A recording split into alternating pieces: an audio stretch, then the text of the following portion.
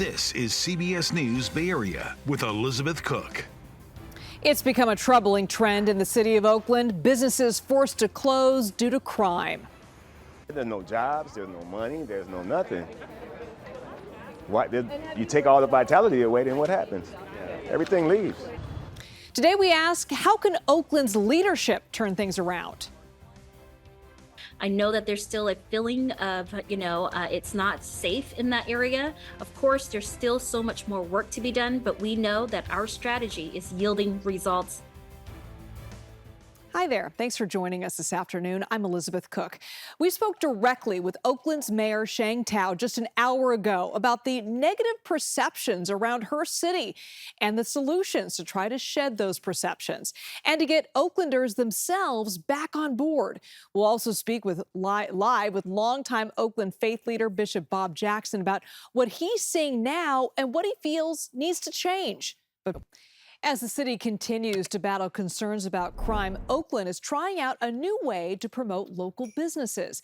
Ann Makovic spoke with the mayor today and has more on her message. Ann? Yeah, we had some follow-up questions after the mayor's news conference on Monday when she touted the city's efforts to crack down on crime along Hagenberger corridor.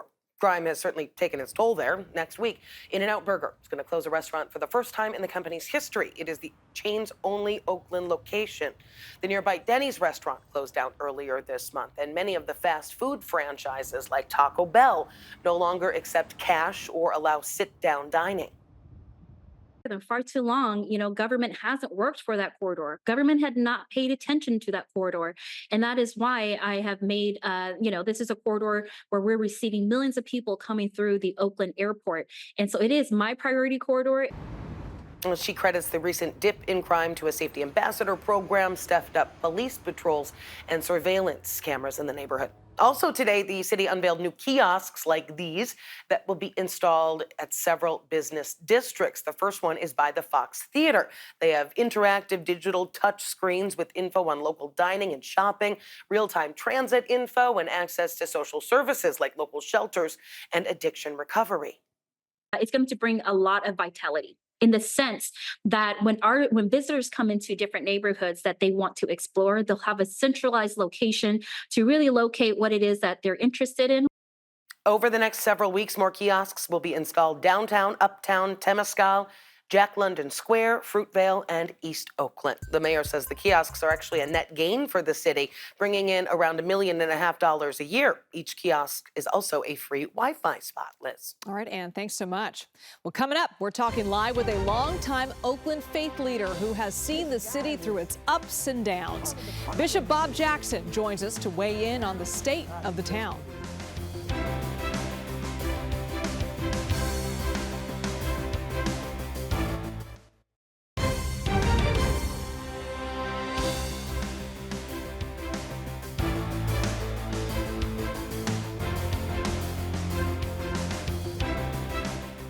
Today, we are focusing on the challenges facing the city of Oakland right now and the changes in the works to try to shed those negative perceptions. Joining me live now is Bishop Bob Jackson from Axel Gospel Church in Oakland. Thank you so much for taking the time with us. Thank you for having me. All right, let's start off with the Hagenberger corridor. That has been a hotbed for crime. Fast food places either closing altogether or closing their dining rooms for folks just arriving from the airport. This is their first introduction to the city. What do you make of what's going on there? What needs to change? Well, as you've just said, it's been a real problem for quite a while now. We talked about it a couple of years ago, but only recently they did start doing some things about it.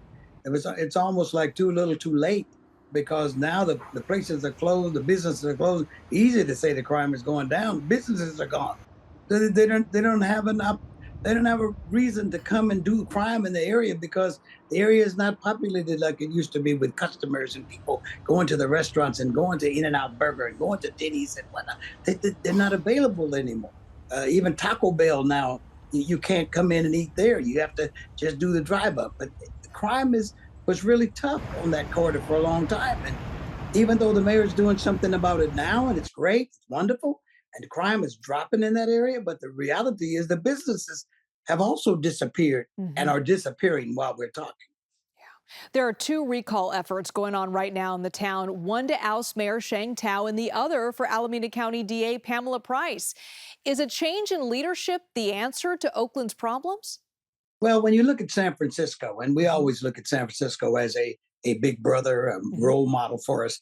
You see D.A. Jenkins over there. You see the police chief, and you see Mayor Breed. They're all working together with public safety. They're wanting to make San Francisco safe because they know, they realize without the city being safe, it's not going to progress. It's going to fold. It's going to be, and they're already prophesying that Oakland's going to become a ghost town. But we can't sit back and let that happen.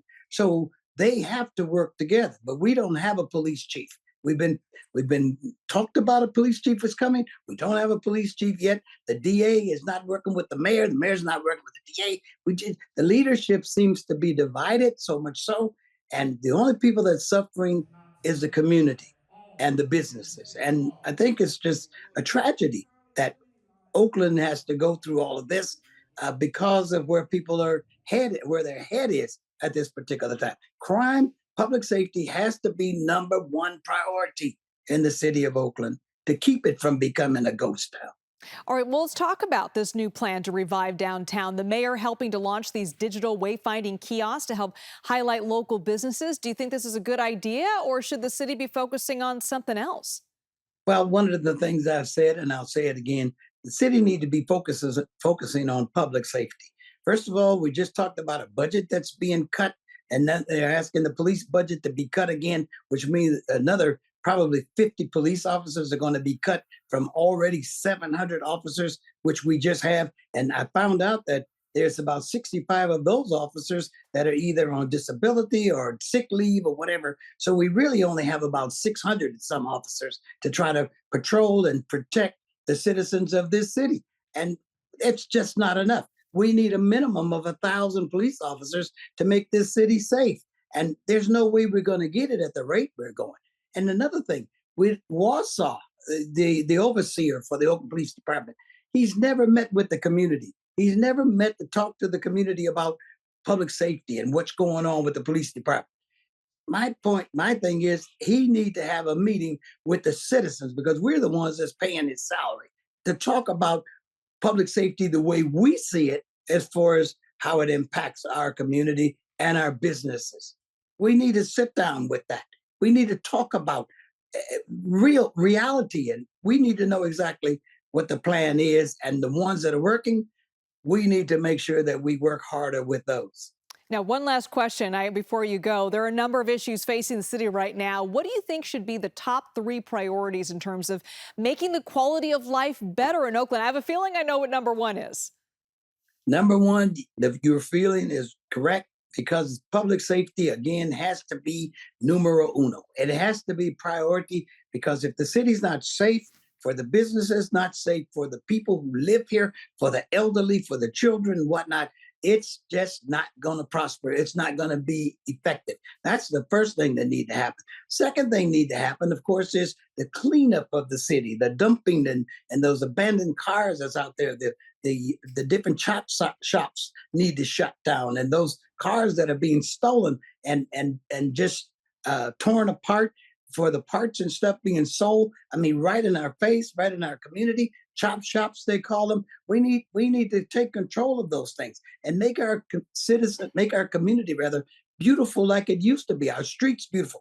You cross the line going over to San Leandro or going into Emeryville, everything changes. But Oakland, it seems like it's just allowed to be neglected. And it's unfair because we pay some of the highest taxes in Alameda County.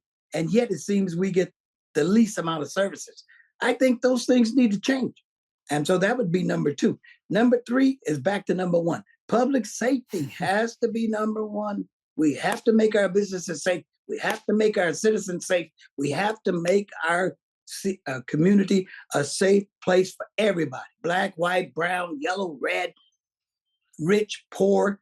And we need, of course, the third, if I had to say it, would be the unhoused, the people that are homeless, the people that are, we have a large amount of homelessness in the city of Oakland. So this Proposition 1 that the governor is passing, and by the way, a big shout out for the governor for sending the California Highway Patrol in. They've been doing a wonderful job working, but they're not here to stay. So these things are just a Band-Aid. What's going to happen when they leave? So anyway, big shout out. He's doing something now. That's what's important. But looking at the long term, what is in place for the homeless people, for the safety of our city, and just making our city safe. I think everybody would agree that I talked to, if we could just make the city, people stop smashing and grabbing, people stop breaking in on houses and whatnot, and just they wanted the license plate readers, and they said, oh boy, that's going to deter crime and bring crime down. But we got people riding around in our community with no license plates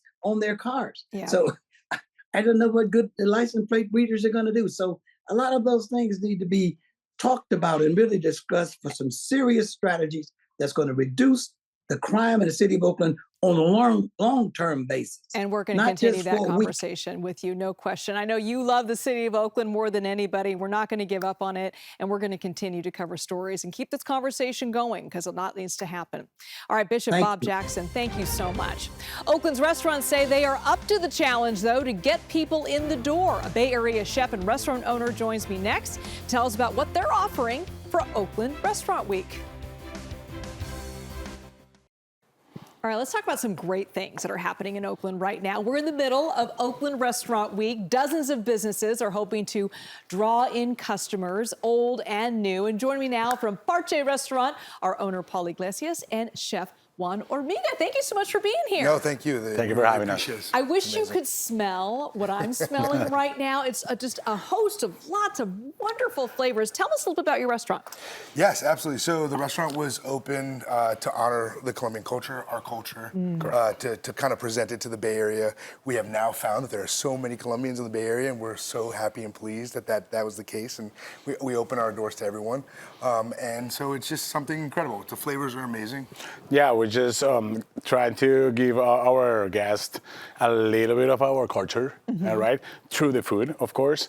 And that's what we just been doing all this time. Well, tell me what you got here. A little bit about the dishes, real quick. Right. So we have here the salmon salpicon. Salpicon is a prep that we make in some areas of Colombia, the coast, which is fresh fish, lime, red onions, and some personal like mixes. And this time, we put like capers, some pickled onions. So it's like a tartar ceviche version of the salpicon that we make in the coast in Colombia. And we've got to pair everything, right? So what we decided to do was pair with one of our classic cocktails that highlights an eau de vie, so like almost a brandy-based cocktail, brandy-based liqueur that's called huasca.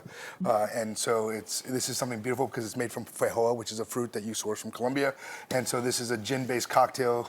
And so yeah. Ooh, love that sound. Let's shake it up. So what we're doing is we're just going to pair this again. We're talking about fresh flavors. We're taking passion fruit.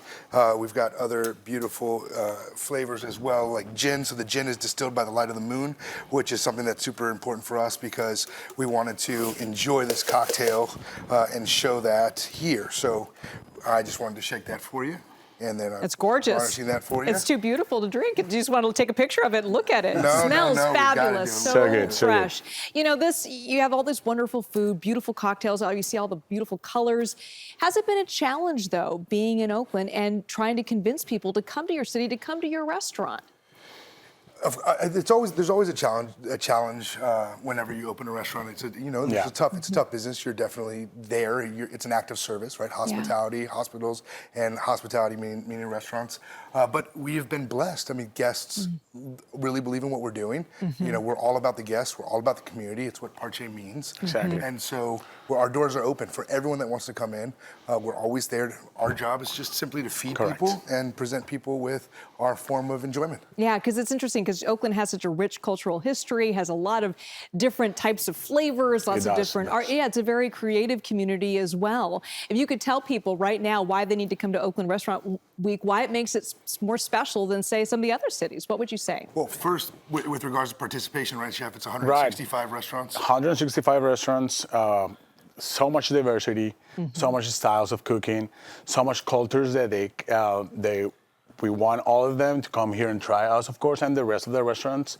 It's about support, and I think a restaurant in Oakland need the support right now, and we're just giving them diversity on cultures and just trying to show everyone a part of Colombia that we're trying to give them all the time. And other restaurants are showing their culture, and it's a reason to come. And if you look at the streets with how sunny it is, restaurant week ends the 24th, so you still have three days left to come and enjoy us. It's super busy. But what's beautiful about it is that there are people on the streets. People are out. They're coming for lunch. They're coming for dinner, and they're everywhere. And we as a community are just super excited. And we have to thank Visit Oakland for all the things that they've done. Exactly. And thank the community for also being part of us. Yeah, there is life, there is joy in Oakland right now. That's true. What better way to celebrate than with food, right? That's right. And drinks. And drinks, there you go.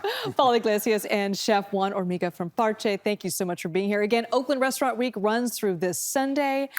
Oh, this smells so good. We'll be right back.